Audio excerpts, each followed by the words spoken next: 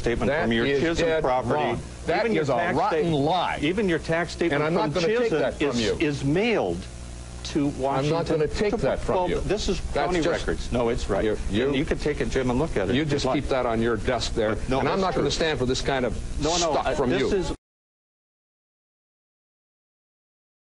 As Minnesota weathers this economic storm, who's standing up for us?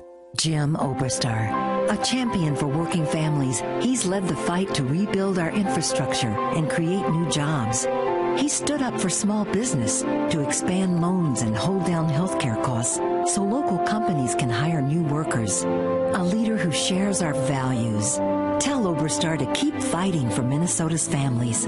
Catholics United is responsible for the content of this advertising.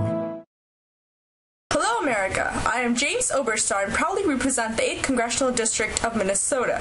In this brief video journal, I inform you of my stance regarding important issues in our country. As a liberal and the head of Transportation and Infrastructure Committee, I'm currently working on two simultaneous but very important projects: the betterment of our roadways and government infrastructure, and the conservation of natural resources. If you do not think that taxes should be increased to improve natural resources and infrastructure, then God bless you.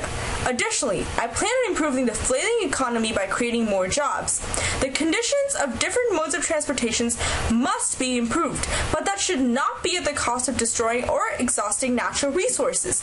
Our children should be able to enjoy a clean and safe planet, and it is our duty to do so. Therefore, we must not rely on conservative ideals of cutting taxes. As a committee head, I will do my best to provide clean water and decrease global warming impact.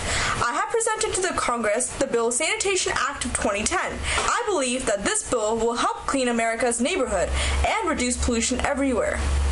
Thank you. I hope you enjoy the following debate. In response to Representative Harper in regards to my bill H.R. 17, the Sanitation Act of 2010, I have created this bill with our flailing economy in mind. This bill will create more jobs because government will need to hire people to inspect the respective counties and factories. In regards to budget deficit, I have stated in the bill that through the taxation of environmentally ugly businesses, such as oil and coal companies, the money funded by these taxes will go help each county depending on its need. Therefore, counties will not only have cleaner lakes and forests and of course neighborhoods, but will use the money from oil and coal companies to do so. No debt will be incurred by the counties. I understand that there is a huge deficit in the country, but it is not fair that we're spending more money on war at the expense of our government. Republicans should have thought of this budget deficit before stepping into war. As I already mentioned, environment must come first, especially at the rate at which we are exploiting our resources. In response to Representative Harper's bill H.R. 12, I would like to say that his legislation will place unnecessary isolation and hinder global growth. Taxing our companies so that they do not hire international employees will cause a backlash in those nations. In other words, international companies will invest less and less in our country, and we cannot afford that.